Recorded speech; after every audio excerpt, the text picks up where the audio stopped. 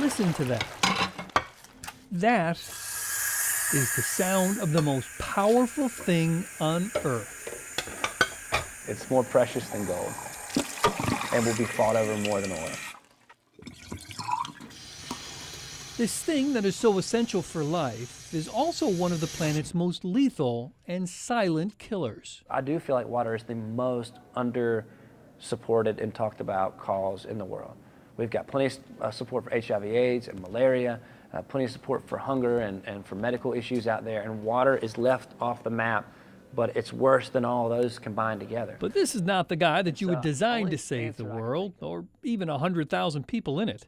Although Doc Hendley grew up the son of a preacher in Greensboro, bars were more his scene, from the handle type on his Harley to the ones he passed drinks across in Raleigh while putting himself through NC State. But he realized he was capable of more, so he took the two things that he knew, good drinks and the water crisis so many people in the developing world face, and saw an opportunity. He raised some money and soon found himself in Darfur, Sudan, trying to bring clean water to the nearly 1 billion people on the planet for whom it is as much a killer as sustenance. No one really understands how imperative water is to everything, not just our physical well-being, but our mental well-being, our happiness, our emotional well-being. He called his organization Wine to Water, turning the biblical concept around.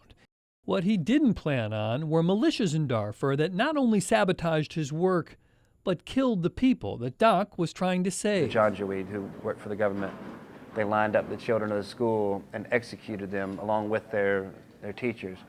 And you could see the bullet holes as they went through those people's heads and then back into the brick of the schoolhouse. You could see the tall ones for the teachers and then all these short ones.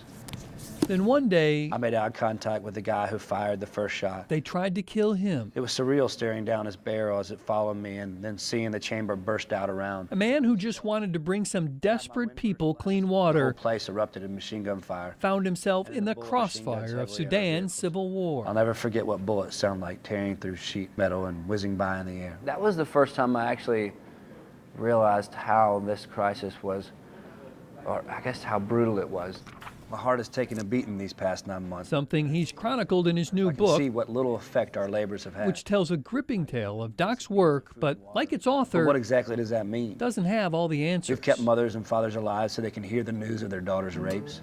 These people's deaths are being drawn out daily. All the while, the news of rapes and deaths of the family members are funneled into their ears. But Doc can sing a happier tune these days.